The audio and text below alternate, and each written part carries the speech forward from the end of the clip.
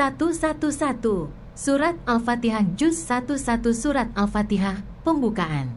Surat Al-Fatihah, Pembukaan, yang diturunkan di Mekah dan terdiri dari 7 ayat. Adalah surat yang paling pertama diturunkan secara lengkap dibanding surat-surat yang ada dalam Al-Quran dan termasuk surat Makkiyah. Surat ini disebut Al-Fatihah, Pembukaan, karena dengan surat inilah Al-Quran dibuka dan dimulai. Dinamakan Ummul Quran, induk Al-Quran, atau Ummul Kitab, induk Alkitab, karena merupakan induk bagi semua isi Al-Quran, serta menjadi intisari kandungan Al-Quran dan karena ia wajib dibaca pada tiap-tiap salat. Dinamakan pula As-Sabul Matsani, 7 yang berulang-ulang, karena ayatnya berjumlah 7 dan dibaca berulang-ulang dalam salat.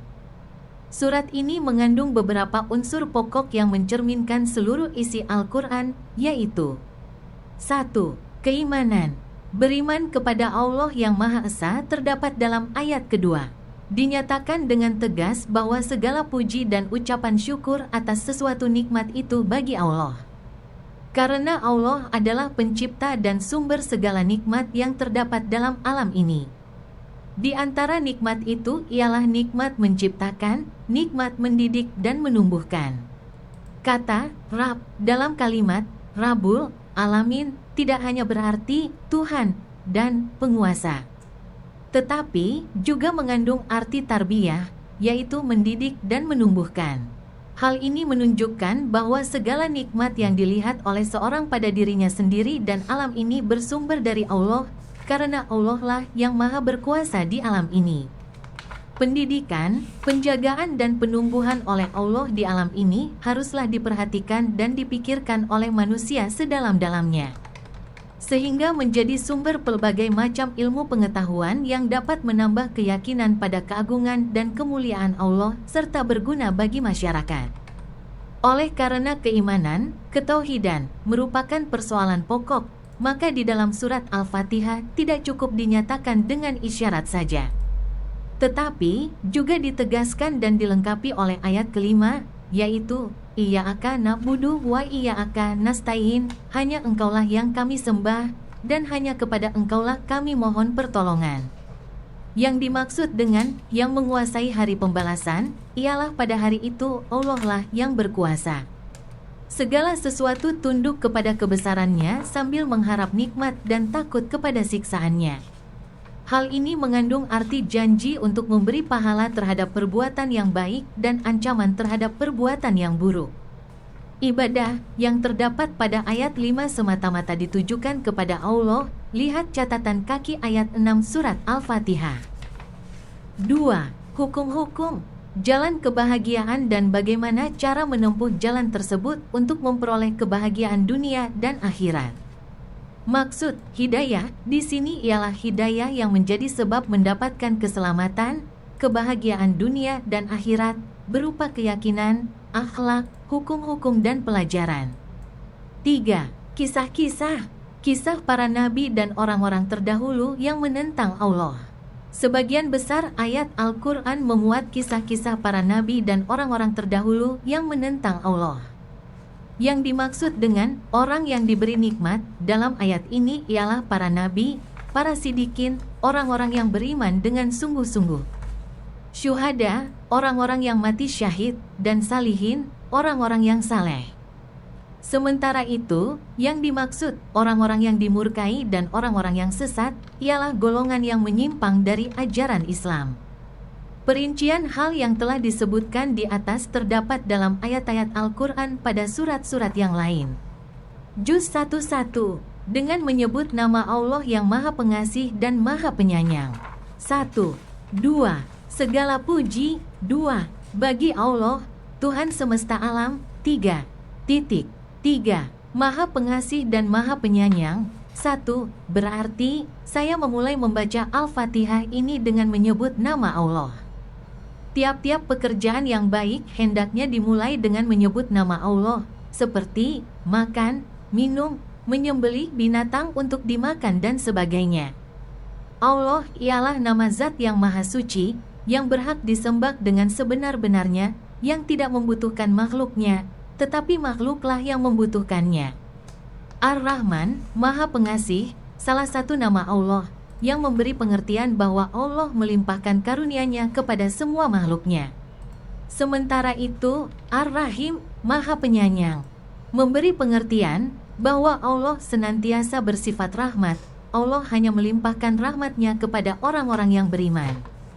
2. Alhamdulillah, segala puji. Memuji orang dilakukan karena perbuatan baik yang dikerjakan dengan kemauannya sendiri. Maka, memuji Allah berarti menyanjungnya karena perbuatannya yang baik. Lain halnya dengan syukur yang berarti mengakui keutamaan seseorang atas pemberiannya. Kita menunjukkan segala puji kepada Allah ialah karena Allah adalah sumber segala kebaikan yang patut dipuji. 3. Rabb, Tuhan, berarti Tuhan yang ditaati, yang memiliki, mendidik, dan memelihara.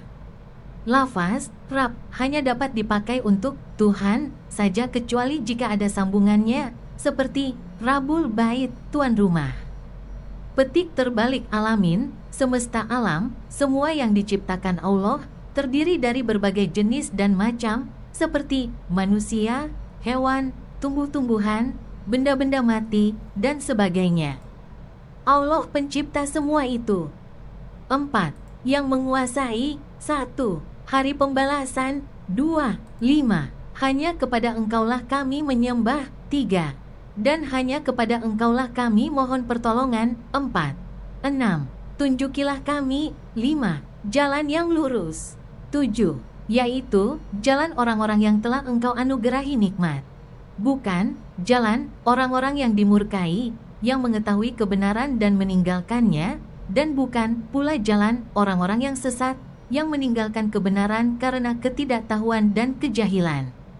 6. Penutup surat Al-Fatihah ini melengkapi unsur-unsur pokok syariat Islam, kemudian perinciannya dijelaskan oleh ayat-ayat Al-Quran yang berjumlah 113 surat berikutnya. Kesesuaian surat ini dengan surat Al-Baqarah dan surat-surat sesudahnya ialah surat Al-Fatihah merupakan titik pembahasan yang akan diperinci dalam surat Al-Baqarah dan surat yang sesudahnya. Di bagian akhir surat Al-Fatihah disebutkan permohonan hamba supaya diberi petunjuk oleh Allah ke jalan yang lurus. Sedang surat Al-Baqarah dimulai dengan penunjukan Alkitab Al-Quran yang sempurna sebagai pedoman menuju jalan yang dimaksudkan tersebut. 1. Malik, yang menguasai, dengan memanjangkan mim, berarti pemilik. Dapat pula dibaca dengan Malik, dengan memendekkan mim, berarti raja. 2. Yaumidin, hari pembalasan, hari ketika masing-masing manusia menerima pembalasan amalannya, yang baik maupun yang buruk. Yaumidin disebut juga Yaumul Qiyamah, Yaumul Hisab, Yaumul Jaza, dan sebagainya. 3. Na'budu diambil dari kata ibadat, kepatuhan dan ketundukan yang ditimbulkan oleh perasaan tentang kebesaran Allah sebagai Tuhan yang disembah. Karena keyakinan bahwa Allah mempunyai kekuasaan yang mutlak terhadapnya. 4. Nasta'in, minta pertolongan, diambil dari kata isti'anah, mengharap bantuan untuk dapat menyelesaikan suatu pekerjaan yang tidak sanggup diselesaikan dengan tenaga sendiri. 5. Ihdina, tunjukilah kami, diambil dari kata hidayat, memberi petunjuk ke suatu jalan yang benar. Yang dimaksud dengan ayat ini bukan sekedar memberi hidayah saja, tetapi juga memberi taufik. 6. Yang dimaksud dengan orang-orang yang dimurkai dan orang-orang yang sesat ialah semua golongan yang menyimpang dari ajaran Islam. 122. Surat Al-Baqarah Juz 14. Surat Al-Baqarah, sapi betina.